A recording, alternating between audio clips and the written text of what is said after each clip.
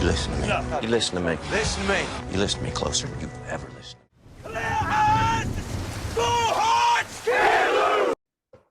Let's get her done. That's the name of this episode that we're reviewing for Friday Night Lights Rewind. I'm Brandon Collins. And I'm Chris Allen. And yeah, we're gonna jump right into it, man. This is a packed episode, a lot of shit going on as the Dillon Panthers face their first major test as they face a formidable opponent in the South Millbank Rattlers, who they have a huge rivalry with. It's been building up for since last episode and shit. Matt Saracen's got some bruises to show the rivalry's intensity and stuff, which is wild that he's still playing after he got basically curb stomped. Yeah. Outside of park. That's the beauty of being young. You know what I'm saying? You can jump back from a jumping. Yeah. This Did you ever get jumped? Huh? Have you ever been jumped? Shit. The fact that you can't remember is I don't know if that's good or bad. Yeah. I want to say yeah, but thank God I have not been like beat up bad, but I have my fair share of fights, but okay. I have been surrounded by people and been hit by several people. Yeah. So but not like on the ground beat up. Okay. Like people haven't rolled up to you at your place of work and just been like, hey, we about to put some work in. No, just like some neighborhood shit. You walking down the street. It's just like, I'm a black kid. Here come 3 Puerto Rican dudes. It's just like, yeah, let's beat him up. It's like, God damn it. I got glasses. It was a beacon to get beat up. But so yeah, so we started. What were your thoughts on Get Her Done? Yeah, I was just gonna ask you, like, I like this episode too. I thought the way this episode started was funny. With Lyla coming downstairs and her mom's like, "You're not going to see Jason?" She was skipping the hospital that day and went for a run. I was like, Tim put it on her to the point where like it cleared up all of her sadness. She wanted to go get a run in. And then she runs to this nigga's house. Like, that's how much he dicked her down. She ran to the bad neighbor. She ran to the white bad neighborhood. She ran to 8 Mile. Yeah, and the mom was like, I'm so glad you're doing something for yourself. I was like, yo, this is like that Leanne Rimes song, Life Goes On. She was just running she's like, running to the dick. Running to the dick. But that's why I said last episode, I'm like, Tim is fucking her. Like, he's like, I'm going to keep you. It's wild, man. I'm again like you know what? To be fair, like I had some girlfriends in high school that I was like into, so we were getting it in as much as I could, like in parking lots, and it didn't matter. It was risky all the time, bro. You were him because that was I was not me. I was not a bad boy. BC, Trust me. You were BC. You were him. I was not Tim Riggins. Big cock. Brandon. I just had some fun. You know what it is? It's like sometimes you're like, because you're not the most popular kid in school or whatever, or like maybe like because growing up where I was at, it was like I wasn't the most popular kid and I wasn't very rich, right? So I was like, like I was like lower middle class, and so I was also like the only black kid in a lot of situations. Yo, okay. What? You know how like there's those girls in high school that like they're not the super hot, they're not the on the other end. Yeah. They're just kind of like and I'm not saying this about your looks or anything like that, but like you find out like that they've like some of your friends who are like the good looking guys, they've had sex with her. She doing all this wild, crazy shit. She hanging out with these people. It's just like, it seems like as a guy, you found that spot that some girls find where like, you know what I'm saying? And again, this isn't a looks thing. No, things picked up for me when I started doing comedy. I talk about a lot, like sketch and stand-up comedy saved my life in high school. And like that also like made me incredibly, like it got me on the radar of a lot of people, particularly girls. Like being able to make people laugh, like, that's a huge aphrodisiac. So like I was able to kind of finesse that into Were you angry at all as a kid? Oh, I was absolutely, especially in high school, dude. I went through so much personal shit. I was like, I wasn't mopey like Riggins. That's why when you're like, you're him. I'm like, I'm not. I wasn't like that bad. But senior year, I was a pretty isolated, angry dude. who just did comedy randomly. Were you talking back to teachers and getting into it with people? No, I was never confrontation. I wasn't like against authority figures and stuff. In fact, I like often revered authority figures because they help bring balance. They bring structure to your life. You know what I mean? In a lot of cases. See, I had so much structure to where like, and I didn't have any say in anything at all. So like I would just get into it with a lot of authority figures like outside of the house. Got it.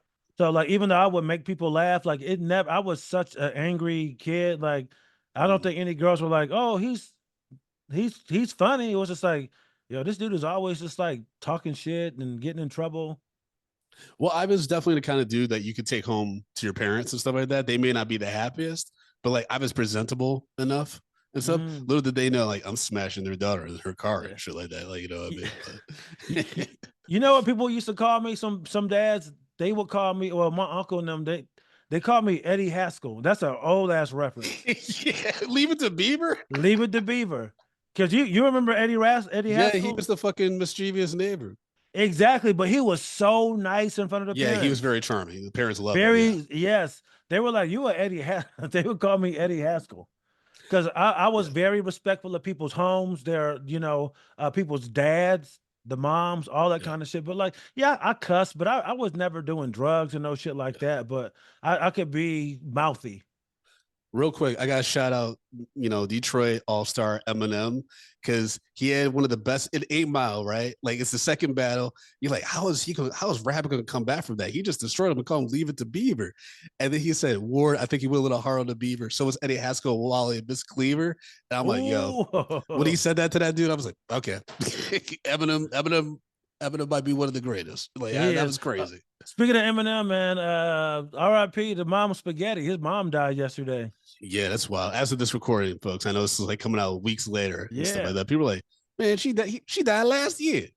But yeah. But I think that's a cool thing when people tragic shit happens, but when people mention things in a podcast that are going on right then and there. Yeah. Like there's this song I like called ATM by Money Man. Oh, yeah. And I love that song. And one part he goes, I just found out that Nipsey got shot. I hope that nigga get better. Like you can tell he had just heard about it when he's in the booth. So like every time I hear that, I'm like, damn, man, like somebody probably just texts him and like he doesn't know this dude's gonna die. You know what I mean? That's wild. That's wild. Like imagine like you like talking about something that like hasn't come to pass yet.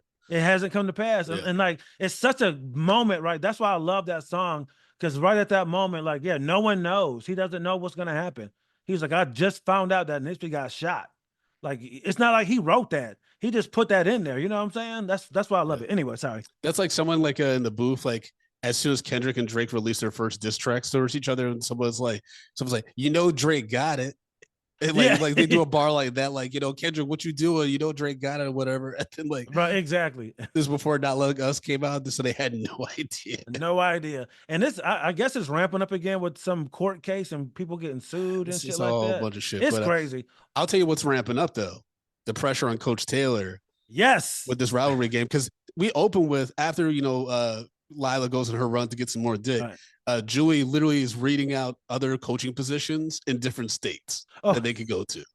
And I was like, damn, Julie stayed being like snitchy and fucking just like a Debbie Downer. Because in the last episode, she ratted out the players having that party and shit like that. Like and this one, she's like to her dad, basically like, well, if you lose the game, we can go here, we can go here, we can go here, which is a good, not Easter egg, but a good thing that they're planting now. Because that comes to pass in the last season. Right. Remember that Taylor, like he gets so like comfortable. He's like, I don't want to leave anymore. Yeah. Did you say they're doing a spinoff? They're doing a well, they're trying to do a reboot. So a reboot. We don't have Peter Berg is involved. Yeah. I mean, they can definitely do it and they can revisit. It's just, it's gotta be a completely different show now. It can't be, you can't bring back the Taylors. You can't bring back any of the other characters really. No, absolutely not. I think with Peter Berg involved, it's going to be in the same universe. I think it's going to be good. I think it'll be great. I'm hoping. But yeah, what were some other thoughts on Get Her Done? Well, this is where we were talking about in episode 4, Aldous Hodge. I love him as an actor. But it would be interesting to talk to him and ask him, like, hey, are you happy with the choice that you made, how you decided to play him? Because it's like the angry, it's just so weird. It's so, I don't like it. I guess it works, but It's it doesn't. I think it would be different if maybe we got a little bit more insight into his home life, because we just got a glimpse of it when they went to that hotel room to try to recruit him. I think it would have been interesting if, like, to see what kind of guidance he is getting from his, parental figures at home, right? Because if he's getting pressure by them to be like, just keep your head down, do your fucking thing, and like let's get the fuck out of here after, like, you get recruited, that's one thing. But like, you're right, because he's not charming even at the radio state, performance, the episode before, he's not like great on radio. And then with the coach sits him down and say, hey, I know we haven't really had time to connect. And Voodoo's basically like, I don't give a fuck. We're in a arranged marriage, is how I see it. Right. And then he Yeah. just walks out. I'm like, so, and I know I know as a person who's managed teams and has managed like great cultures, at least what I envision is a great work culture. I've been told that it is. I've had Right. people support that and give me recommendations and things off of that. But sometimes there's one or two people in a big team that don't quite buy into the shit that you're selling or like your approach to leadership. And that can be really fucking hard, especially if they have a like high ranking role. Right. And sometimes like that's on you because you didn't see something in the hiring process or recruiting process. Sometimes they're pushed on you. In this situation, Coach Taylor, Voodoo's been pushed onto him, right?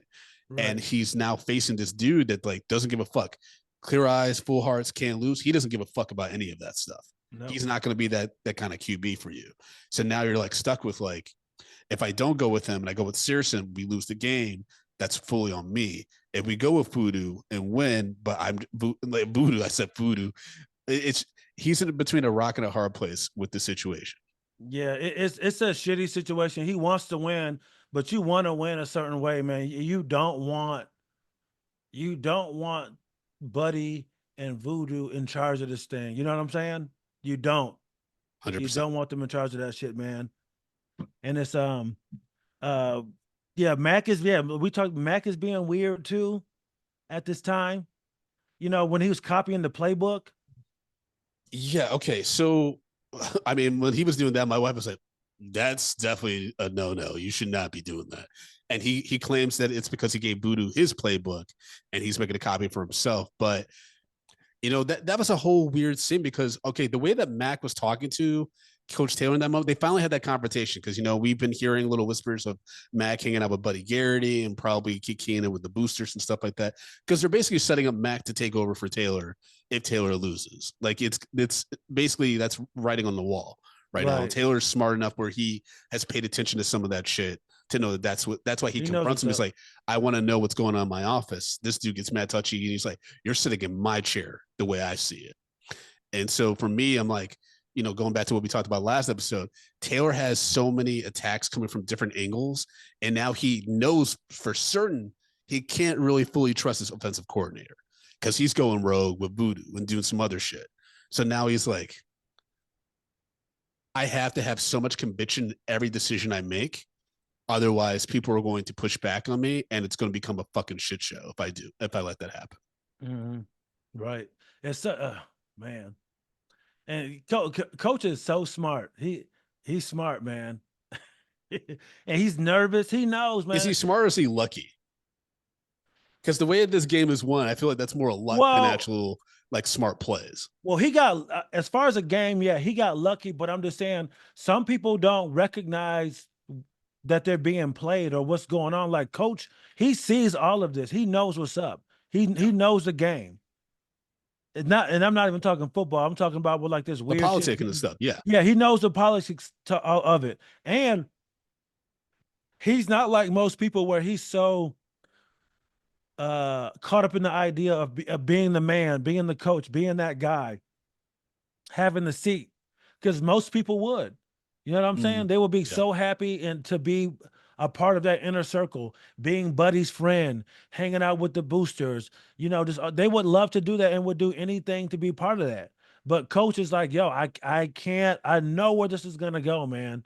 And this is where like shit really ramps up for him with this in this episode.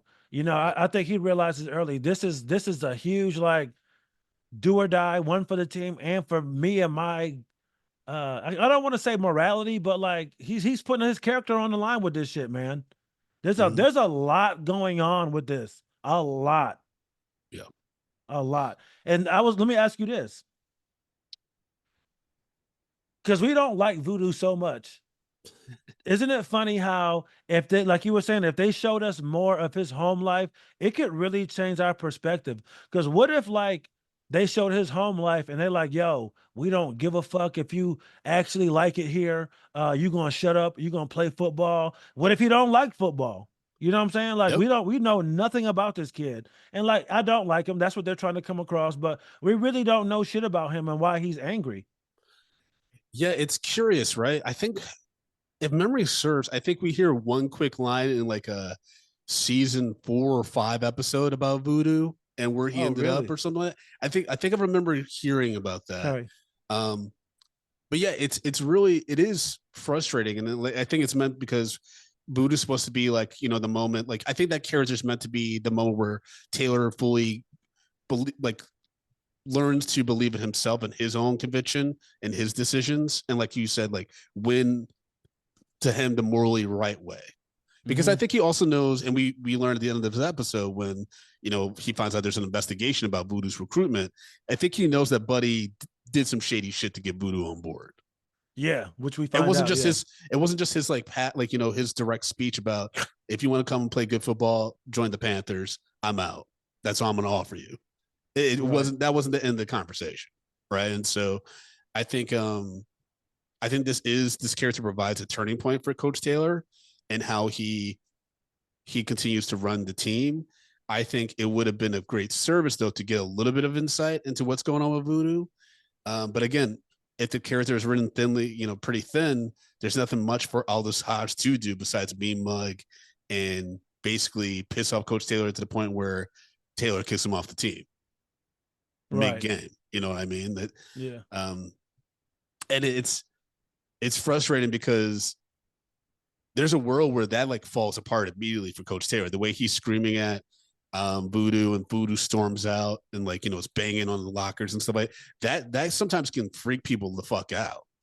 Oh, yeah. They're lucky that Saracen didn't clam up because if they had lost that game, we're talking like epic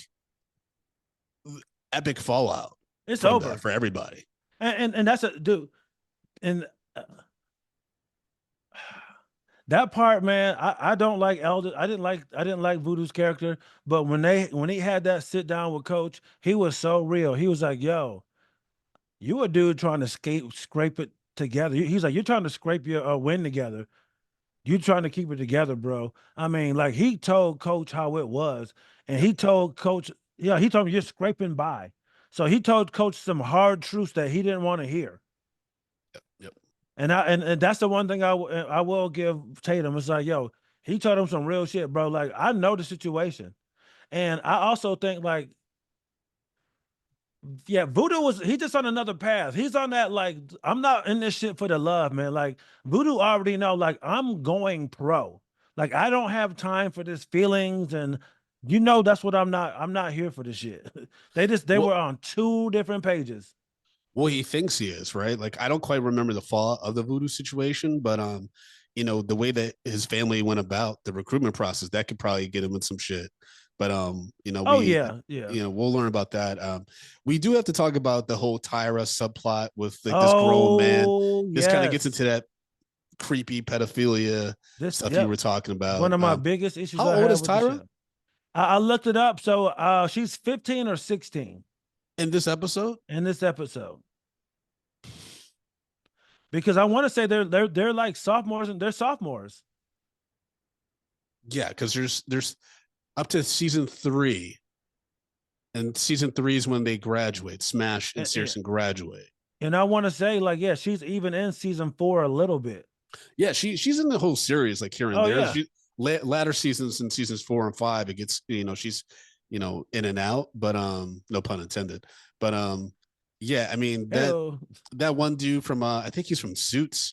who pops in, who's like, working at oil rigs and shit like that from LA. Connor, yeah. Yeah. And then we find out later on, like, after they smash that, he has a longtime girlfriend back in LA. And then, Tyra's forced to like pretend that she still has a boyfriend. She's like, yeah, I have a boyfriend too. And I gotta give her her flowers. The actress that plays Tammy, Adrienne Palicki.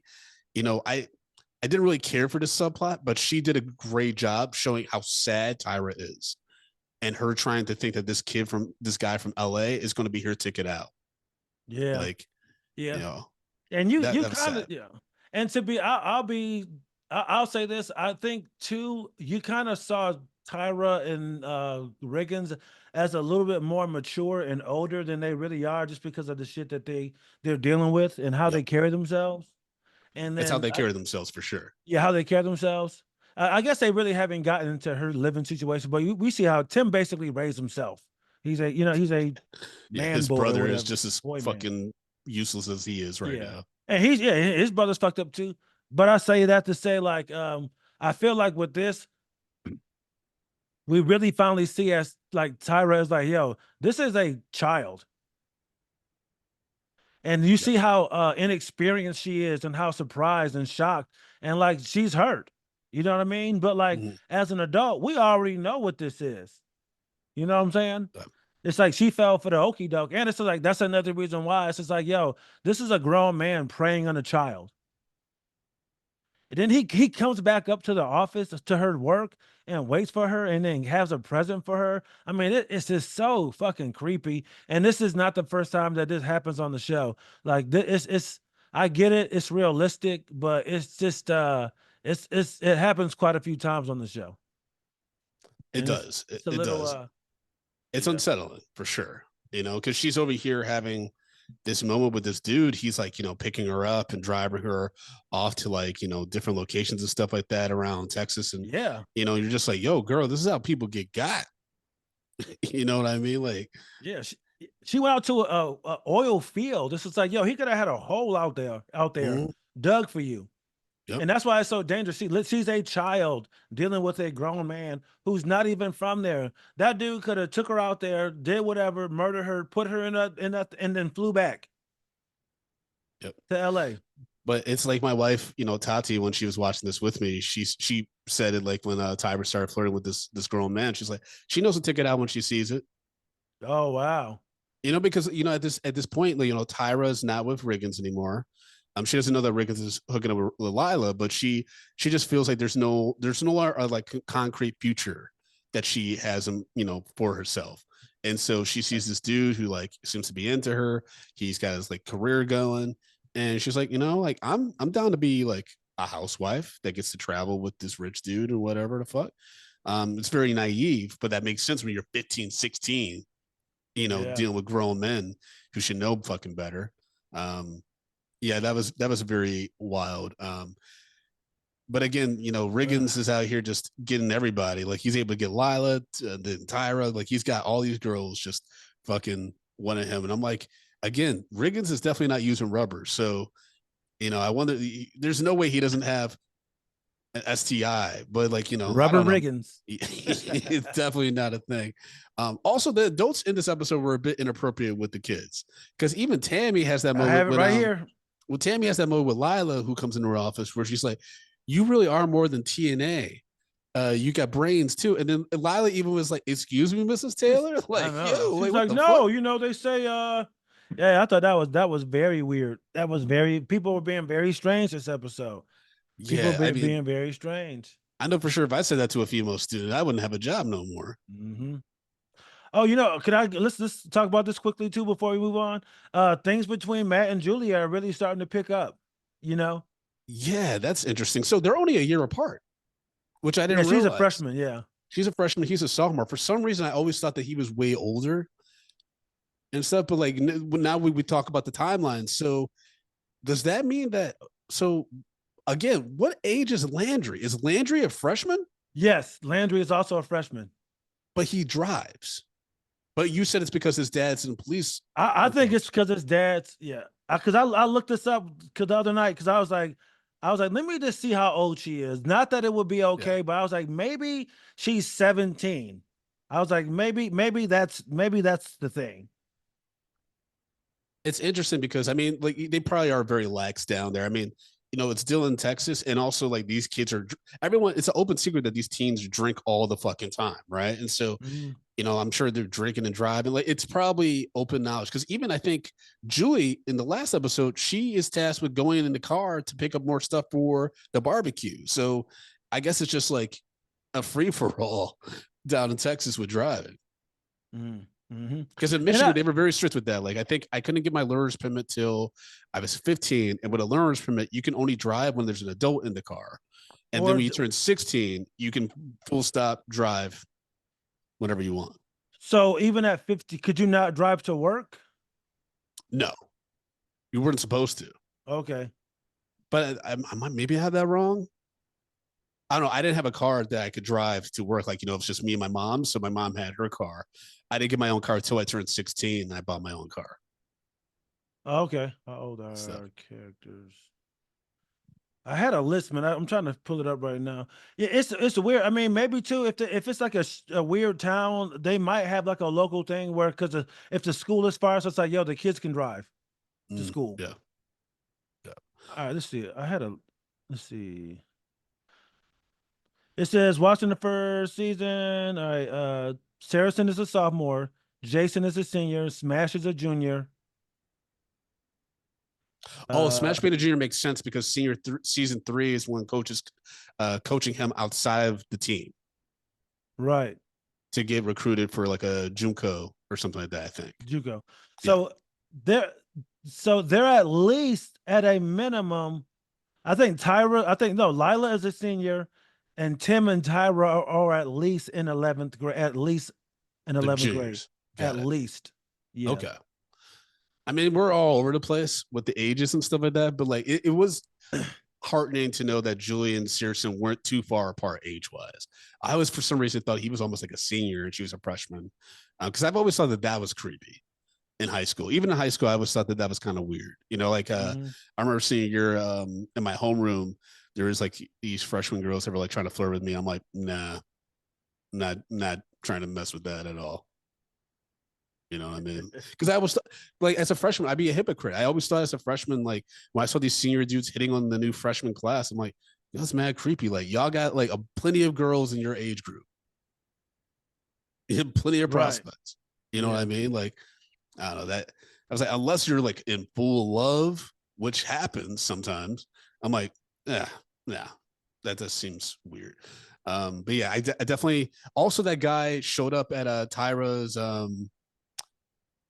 He showed up somewhere because I was like, yo, is he stalking her? Where did he show up? Yeah, that's what I was saying. And he gave her some book or something like that. Yeah. And she was like, you think I'm an old, like you think I'm an old black man? Yeah, that was a weird subplot and everything, because the rest of the episode, revolves around the team getting ready for this game and Coach Taylor just trying to keep things afloat, and like help make sure that Saracen's still in the right headset in case he does need him for the game, which he does in the second half of the football game, because, during halftime, basically after Voodoo's just started doing his own fucking plays, people, and the offensive line is like, what is going on? They're like, we don't know which way is up at this point. I mean, they get on the scoreboard and that's what Voodoo does the most disrespectful thing. Oh yeah. Because he's like, the coach is like yelling, I'm like, follow the plays. He's like, look at the scoreboard. And he just points. He just points. So disrespectful. Yeah, and what I noticed too, if you look at that again, those quick cuts over to the other coaches looking like, yo, like what the fuck is like, what's going on? Even the announcers a couple of times ago, oh, they look confused. What's going on? Looks like they don't know what play they're running. So even from way outside looking in, you could tell there was something going on with the team. Yeah, and what's interesting is too, and this is where, like, again, like, you choose your battles and you got to stick with your actions and deal with the consequences. Coach Taylor is the kind of dude where, like with Voodoo, right? Let's say, everything falls apart with Voodoo. If a coach from another team were to call Taylor and be like, hey, so I know things didn't work out with Voodoo, but would you take him on again if you had the opportunity? Or like, what would you say about his character? Blah, blah, blah. Taylor would say nothing. He would say, I'm not going to comment. He wouldn't badmouth the kid, but he also wouldn't praise him. And I think that speaks volumes. And like when you have someone like a Coach Taylor who wouldn't give you a glowing endorsement, that's not good. It's not. You know good. what I mean? And so that's where like, you know, your rep and like kind of like when we talk about the characterization of Voodoo, it really like it sucks because we don't have enough insight as to why he would behave this way. Right. But you know, this shit doesn't work out with people. Like it's all about who you know, especially in some of these industries. And if someone like Coach Taylor, who is this revered coach, especially at the end of this season, and he can't give you a heads or tails on one person, that's not good. It's not good. You're right. I have the opportunity to hang out with some guys who played professional football and stuff like that. Yeah. And we've talked about this kind of thing. And they always say, I've talked to a couple NBA guys too. They always say the league is small and your reputation, it gets out there very quickly. And here's the thing too. I guess at the high school level, you're right. You really don't want to fuck over a kid's ability to go to college and all that kind of stuff. But you're right. If it's not a glowing review, we know how to sugarcoat shit. So like, even if a coach never says anything bad, if it's certain things that he doesn't say about them, then we know that it's not good. Yep.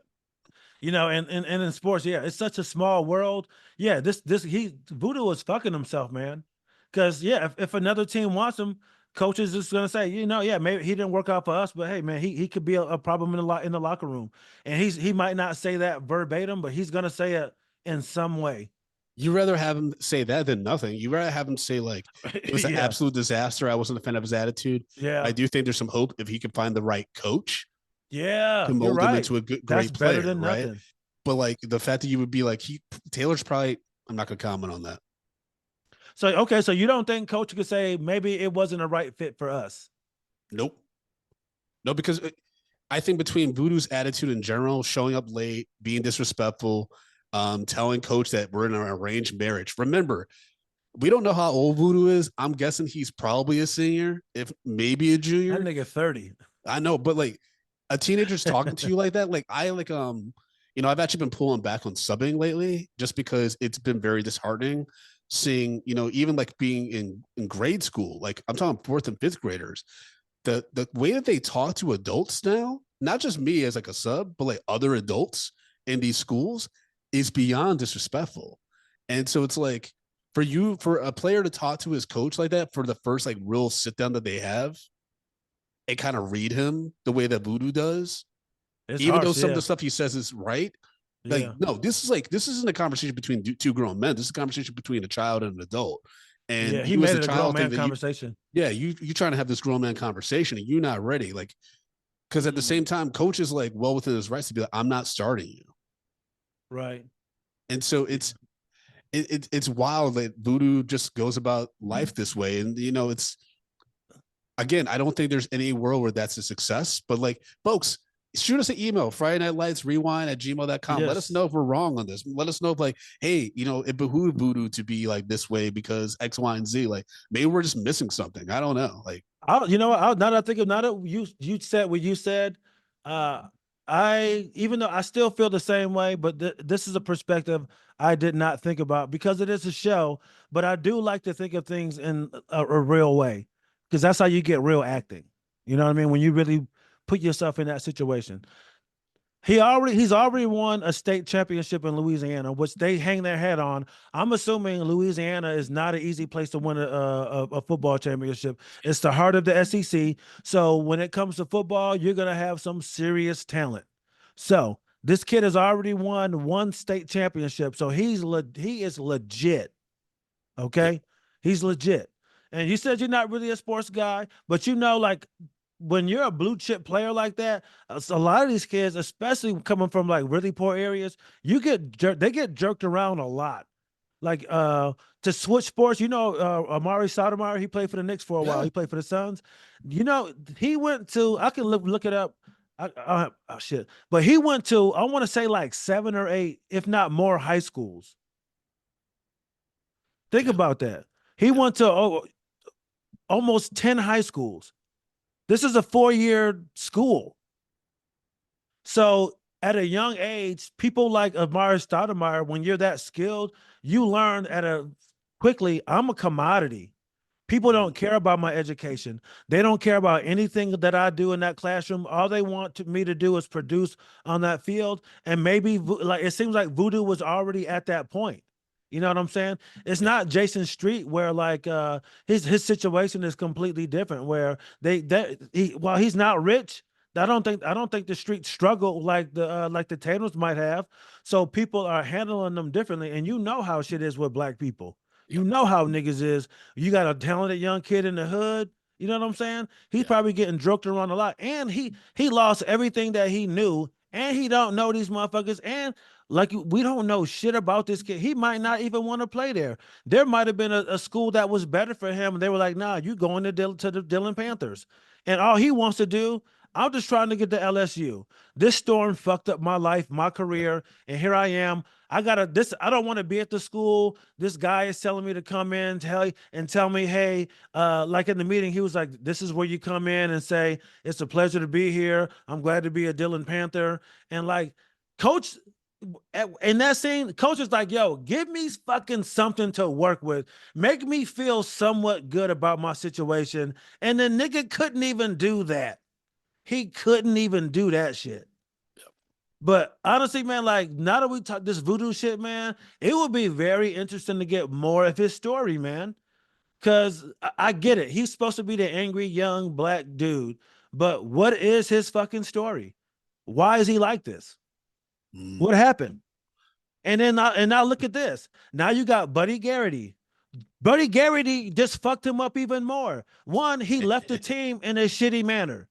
Now he's a problem in the locker room. Now, guess what? Now you got to deal with somebody who's willing to deal with it outside of the bounds of eligibility. Now, like there's a lot of good schools that are like, yo, this is off the table. And this is just at the high school level. Like we can't have this type of scandal at our controversy. School. Yeah. It's no one wants that headache. And again, it goes back to his character because at the end of the day, when Buddy, who's fucking praising this kid and carrying him around everywhere like a fucking toy, can no longer capitalize and benefit from him, because at the end when Taylor, they're celebrating, the whole town's congratulating him on the win, all this praise. He's told one, if Voodoo's deemed ineligible, not only is he no longer able to play, your win from last night is negated.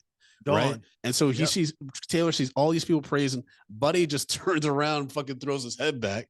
And so it's like Buddy's already like, I fucked up. I probably fucked up the whole team, right? Because of my actions. And so that means Voodoo has no one in his corner now. Because if Buddy has to wash his hands of him and basically like be like, I don't know that girl. I don't know her. I don't know how she got here. Voodoo's on his own. Right. That's the thing is like I always tell I tell my sister-in-law this often because I think the way that she goes about navigating some of her social relationships is not the best. And I'm like, I always remind her, I'm like, you need allies. The last thing anyone ever wants to be is fucking Will Ferrell in Old School. It's a funny scene, right? When he's streaking, he's like, everyone, let's go streaking. No one fucking follows him. No one ever wants to be that person that thinks that they're a leader and then realizes no one buys into what you're doing. No one gives a fuck. And so for Voodoo, it's like, who are you doing this for?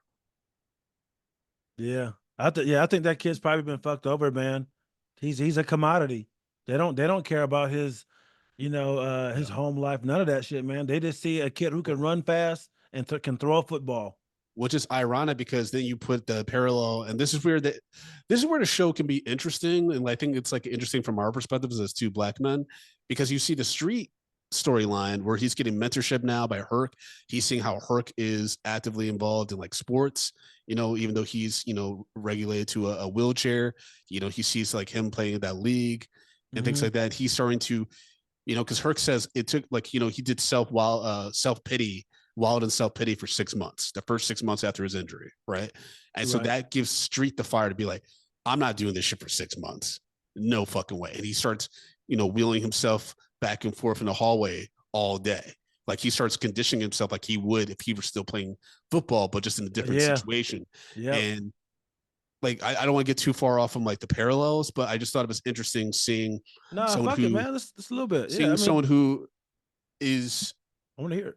getting the support that he needs, but can communicate at the way he needs. And I don't think that anyone on the Dylan's team is able to do that for Voodoo in this situation. Granted, the character's now written where they're going to invest a lot of time into him, but even that offensive coordinator, Mac, clearly isn't getting through to Voodoo the way he needs to. Otherwise, Voodoo wouldn't be doing his own fucking thing on the field. Right. So Right. it's just very interesting, like how those dynamics work, and the show gets into that a little bit, especially like in the later seasons with, Coach Taylor's approach to communicating with Vince and realizing he's got to kind of pivot a little bit and adjust to meet the kid where he's at. You're right. But we're not quite there yet. I think that also talks to the limitations of Taylor and his ability to connect with, because not everybody can connect with each person that they work with or that they direct, right? And it's about navigating that. And Coach Taylor, I think, tried to give Voodoo the space because he also knows probably that there's a bunch of different people in Voodoo's ear, especially Mac specifically. Yeah. But when that shit blows up in their face and they start like the team is falling apart because no one's following Voodoo and Voodoo's just like fucking pulling out plays and just throwing the ball where he sees fit. Yeah, he threw a pick six. I mean, that's the worst. We're done. He's like, we're done. This can't work anymore. It's beyond repair at this point. And even Coach made me mad because, like, even in the locker room at halftime, he was like, "You get one of those, or you're done. You get one." Like, even then, he was still giving him one little out, and even then, Voodoo was like, "Man, get the fuck out my face," and was like, now he was like, "You're done." And I think honestly, at that point, I think Coach was like, "Thank God this kid finally gave me a good reason to get rid of him." He gave me an because out. he gave him an out. He gave him an out.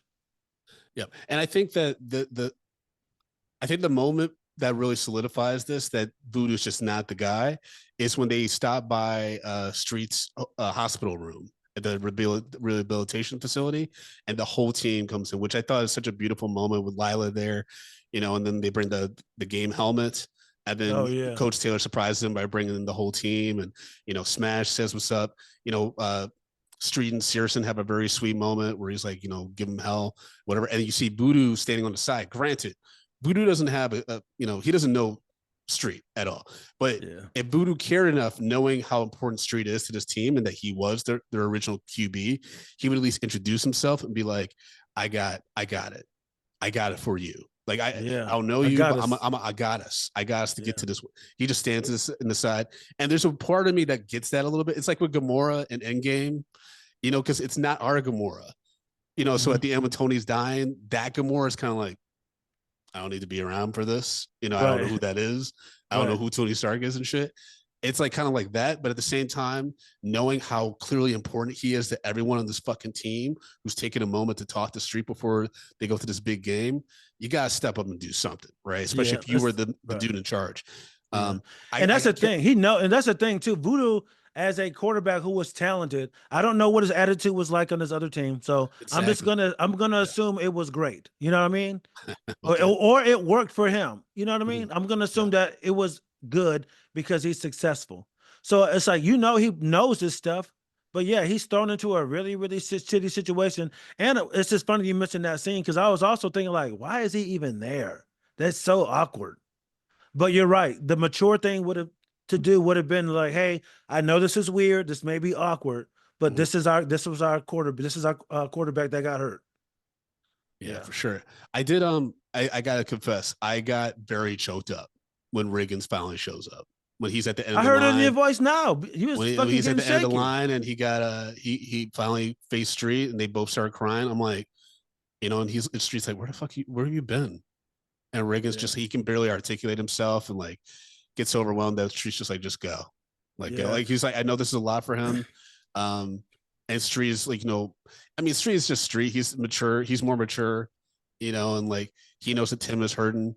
Tim is hurting real bad. And for a plethora of reasons too, because it doesn't help that Lila's there, who's like smashing out all the time. That's where a lot of that guilt is, man. He over there, this kid got his girl bent over. He taking Lyla to Pound Town. She's to the point where she's running to his crib. She's using her legs, which her boyfriend cannot. She ran. Yeah, I mean, she's probably sexually frustrated too. She's a teenage girl that's like, yeah. From a physical standpoint, I get that. They don't know what they're dealing with, but I can't imagine the amount of guilt that he felt seeing his man laid up there with his noodle legs, can't walk, and he bashing his girl. But that aside, just watching Taylor Kitsch's face, like they did such a great job. It's almost like absolutely. It was almost like, yo, we don't want you to see him at all. I thought that too. I was like, this feels like the actors haven't seen each other since. Yeah, exactly. I was like, don't see him. We don't want you to see. And then boom, he comes in and he finally sees, like, for real. Like, his face was genuine. So good, so good. Not to skip ahead, but that right there, that's my performance right there. Them two. That one scene. Yeah. And I think for me, it's like, okay, because Taylor Kitsch shows that he can do a little bit more than just like, the brooding, like sad dude and stuff, especially in that scene. And I thought that it was a great moment between these two friends that we know, like, they've been close with each other since they were kids and stuff like that. And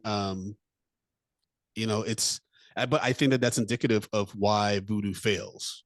Why ultimately Taylor, when he talks earlier in the episode with Tammy, like about the pros and cons of Saracen versus Voodoo, who to start, and she basically is like, if you want to win, you kind of have to go with Voodoo, who's like the sure thing. It's just going to be a fucking headache to win all the time with this dude. It's going to cost you. Yeah. It's going to cost you. And so for Taylor to finally be like, I'm going to bet on this kid Saracen and hope that he can step to the plate, because he, no matter what, even if, he's not the best QB, at least people will follow him. The team will follow him. The team's like, if we're going to lose, let's at least lose together with this guy. Yeah. And the guy who doesn't give a fuck about any of us. Yeah.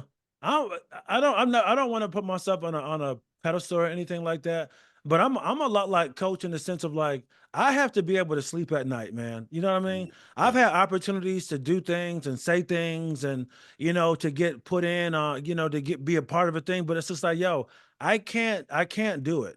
Like, I look at some comics and I'm like, I get why that's funny, but bro, it's like, you can't be saying shit like this in front of these crowds, like, it doesn't sound good coming from a black dude to be saying shit like this in front of a majority white crowd. You know what I'm saying? And some people you don't want to show your ass like that. Yeah, some people are willing to do that shit, man. Yeah, it's like, what did Chris Rock say? He was always told, don't argue in front of white folks. Yeah. So that, I mean, that was a different context, but no, I know what you mean. Yeah. It's just man, it's So let's break down our choices for this episode for Get Her Done. Our On the Bench Rec. And folks, if this is your first time listening to Friday Night Lights Rewind, we do On the Bench Rec, which is a character that has some abhorrent behavior or just like doesn't do right in this episode. We're just like, you know what? You need a timeout. You on the bench. Who is your choice for this episode? My bench is full this week, bro. Oh, okay. I think I have an idea who at least one of the people are. Okay, well, there's one thing I wanted to go back to, man, that really pissed me off about Lyla, about their whole relationship. Is like when he's trying to talk to her and she was like, don't do this. This is stupid. She's like, won't you talk about you sleeping with your crippled best friend's girlfriend? It's just like, don't act like you had no hand in this. Mm-hmm. You literally came to him. Like, that's so unfair and so shitty of her. And I give them a little bit of grace being young people who don't know how to deal with this shit. But like, to me, it's like that crossed the line. So benching Connor is the grown man who slept with Tyra. Yep. Benched. Tyra. Benched. Lyla. Benched. And you know what's crazy? The reason why I don't fool this episode. I don't even consider Voodoo part of the cast. That's why I wouldn't even bench him. Okay. And I said, okay, I'm just listening. Okay, so those are your on the bench Rex. Okay, but Connor is definitely on mine. Connor's definitely on the bench because he's just a foul motherfucker, like leading this teenage girl on. He's like, who's at first, like, she's like, I'm not gonna sleep with you. And he's like, yeah, of course. I just wanted the company. I'm like, you know what the fuck you're doing, Connor. You're in town for just a week or so, and you just like, that's some hot ass. Let me smash that. Which is fine, but find a woman of age. If you want to be a dirtbag, that's fine. Find a woman your age, man. Yeah, I would say, Connor, Riggins, Lyla for their secret affair that's just going to fucking further. I mean, we know what it does to Street, but it's just so fucking foul what they're doing. And then last but not least, I would say Buddy Garrity, because Buddy potentially is taking the whole team down. I never even I never Voodoo. even thought about that. You're right. Yep. And you know he's going to throw that kid under the bus. He's not going to take the hit himself for that. So having said that, who was your MVP player for this episode? Best performance? A character, but game ball is for performance. Remember, Matty Ice. Sorry, Matty Ice. Matty. Oh, okay. Yeah. And I have an honorable mention. Okay. Tim Riggins. He scored twice this episode. Oh, come on now. All right. What? But yeah, Saracen all the way. Saracen. So I feel like Saracen's going to have the most MVPs.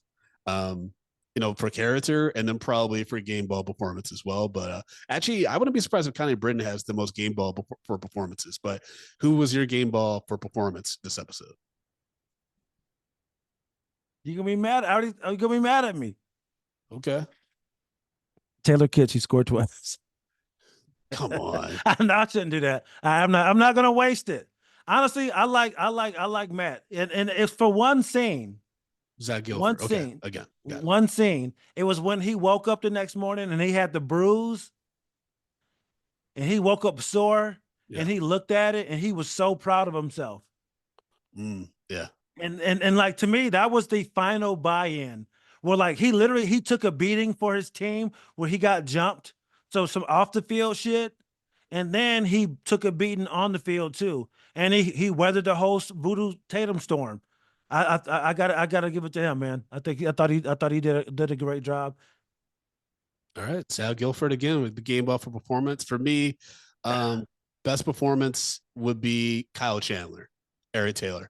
I think Kyle Chandler did such a good way of being nuanced with his performance with Eric Taylor, and also like the way his eyes. He's very expressive in his eyes, and that's like something I get called out on, especially as a leader, because you have to be very controlled. You cannot show panic. You can't show too much anger. You can't show too much emotion, especially if you're running a large team.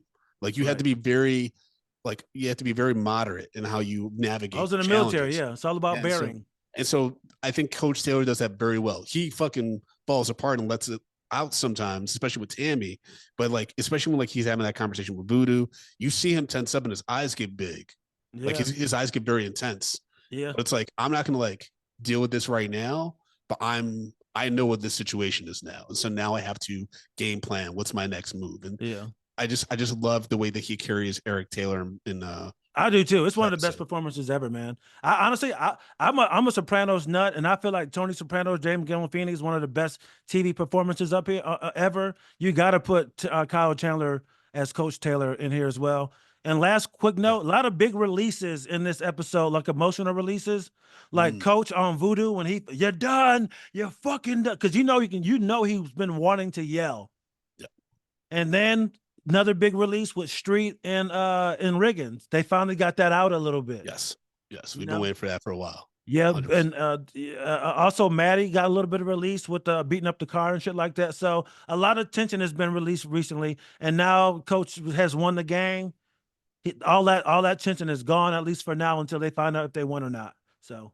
Yeah. And that's another thing too. It's never over with Coach. It's never over. He won. He's happy. He saved his job. And now Buddy Garrity is like, oh, here come the people from the county. This might not even be a win. And now it starts all over fucking again. Mm-hmm. And that's all I got for this ep. Fucking Buddy Garrity. All right. Oh, but we do have to give our final score for Get Her Done, episode 5 of season 1. We have a range from 1 to 10, 1 being a drunk Riggins puking on the field, and 10 being a Coach Taylor Hall of Fame speech. What say you, Chris? Actually, no, I'm gonna give it a 10. Okay, I'm giving it a 10 because I'm with you, man. I love Coach this episode. I thought the Tim Riggins shit, him scoring twice, is great. Matt really stuck in there. Even though, and like we did a lot of deep diving on Voodoo. And it shows the complexity of his character. Even though we didn't like him, we dove deep into him. Pause. I thought it was, it's a great episode. A lot going on. 100%. You? I'm also giving it a 10. I'm giving it a 10. This is a great episode. A lot of different characters have opportunities to shine or show what they bring to the table. And it really solidifies Saracen as a leader for this team going forward. Right. And just real quick, I know you got to go one. We see the resurgence of, like you said, Street. We see what got him to be the best quarterback in the state of Texas. We see that fire lit again, and now he wants to do quad rugby. He's lifting weights, and his journey is beginning. So, like, yeah, man, this episode was great for me. I loved it, and from here on out, I'm like the biggest fan in the world at this point when I watched it for the first time. Like, I am so in. This is probably one of the episodes that like really hooked me. I mean, the pilot episode like really got me into it, but I think this is one of the ones where it solidified, like, because I wanted to keep watching after this episode. I'm like, gotta cool out because we're not recording for a little bit. So yeah, 100%. So yeah, this is definitely this is an episode where you're not going to bed. You're watching the next one. Chris, let the people know how they can follow you and any plugs you got, bro. Follow me on all things social media at Chris Allen Comedy. So yeah, just check me out on all social media, Facebook, and all that kind of stuff.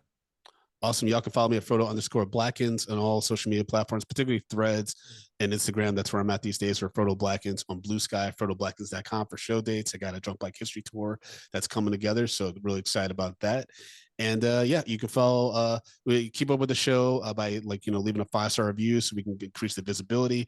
Be sure to subscribe to us at youtube.com/Friday Night Lights Rewind.